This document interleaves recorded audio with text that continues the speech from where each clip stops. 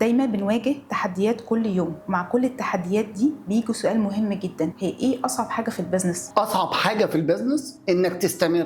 تستمر كل يوم، انك تعرف تخبط على الابواب كلها كل يوم، انك تشوف ان مش اوبشن ان انا بشتغل كل يوم على البيزنس، انك تشيل من دماغك عقليه ان في اجازات، عقليه البريك، وعقليه انا تعبت، وعقليه احنا بنبدا، انك تقدر ان انت تخبط على كل الابواب كل يوم علشان تكبر البيزنس وعشان البيزنس يروح في حته تانيه. اصعب حاجه في البيزنس انك تستمر، انك تكمل بالرغم من التحديات. اصعب حاجه في البيزنس انك تشوف ان البيزنس ده هو فعلا 9 اعشار الرزق، انك تشوف ان البيزنس ده هيوديك في مستوى تاني في حياتك، وبالتالي الاثر اللي انت بتعمله واللي انت بتبنيه محتاج ان انت ما توقفش ولا يوم علشان توصل ان البيزنس ينجح ويكبر.